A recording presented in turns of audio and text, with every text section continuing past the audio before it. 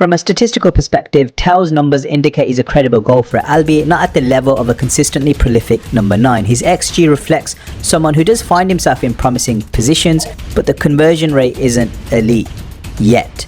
I think from the eye test what we can see is that he's a player who blends raw athleticism as well as technical explosiveness. His right foot, his primary weapon, is capable of producing thunderous strikes with minimal backlift. He generates power similar to a Didier Drogba, where the ball just pings off his foot with speed and precision, particularly with the finesse technique. His left foot isn't as polished as his right, but it's still a capable tool. Doesn't possess the ability to score from distance regularly, but when he does, it hammers off his left foot as well. So a two-footed player, I'd say. In terms of his shooting range, yes, he's got the two-footedness, but there is still a lack of variety in terms of shot selection. Most of his finishes rely on power and explosiveness. I don't think he's got enough chips, volleys, lobs in his locker. And if he's going to compete with someone like Harry Kane in the long term, he's going to have to be able to score all these different types of finishes if he's going to be seen as a world-class striker. Nevertheless, he can score from unconventional positions. Overall though, I'd say he lacks a diverse repertoire. He's over-reliant on power-driven shots, and that limits his ability to adapt in scenarios which require a bit of subtlety and a bit of finesse.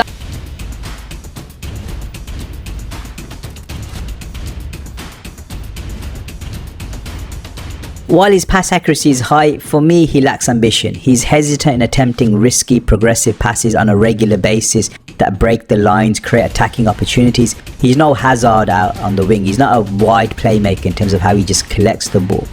I think he's unable to use his body effectively. When he's pressed from behind, he struggles to shield the ball and maintain possession, and that contrasts sharply with someone like Harry Kane, who excels in using his body to hold off defenders and link up play. I think his first touch, it's serviceable, but it's not yet a real tool that advances play consistently. Even out wide, when fullbacks press him from behind, he rarely turns into space effectively when receiving the ball. So then that forces him to adopt safer options on the ball. I think his link-up play, overall, it's an area of significant uncertainty. I think there's limited footage of him really operating as an effective focal point in possession, and if he wants to be a number 9, he's going to have to master these situations where there's physical battles in possession, because at the moment it's limiting his ability to act as a reliable outlet under pressure. Major announcement.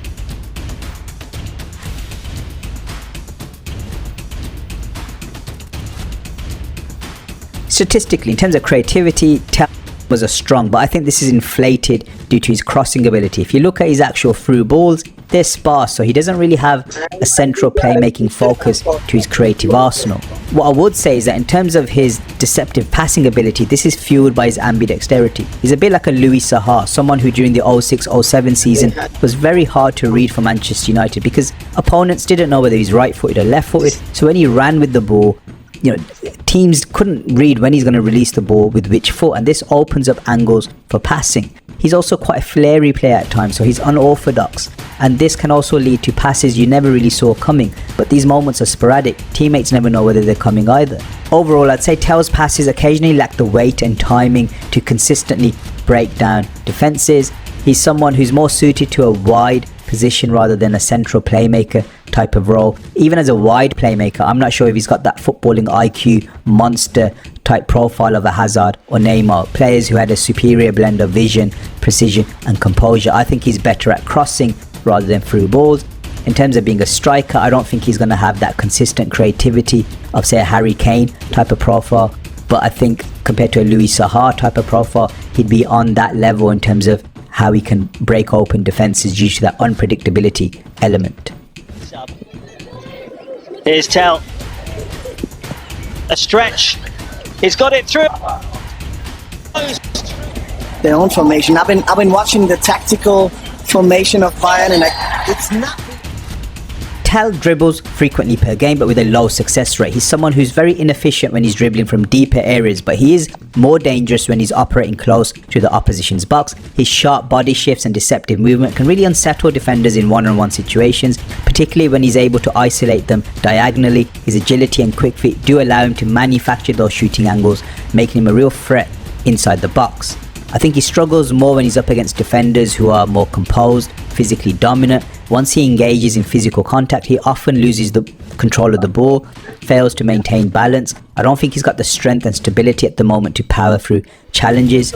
I think his dribbling becomes erratic when he's under pressure, when he's outnumbered. Unlike a Saka who seems to grow in these situations, he tends to panic, rely on pace rather than technique, and he runs too often into opposition players rather than attempting to navigate the situation with subtlety and control. Yes, he's got quick feet, but overall I think his dribbling lacks refinement. He's nowhere near, say, Lamine Yamal in terms of the range of skills that he has to offer.